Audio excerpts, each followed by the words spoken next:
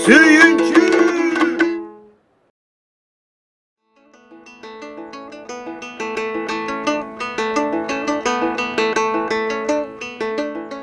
Ой, сүйінші!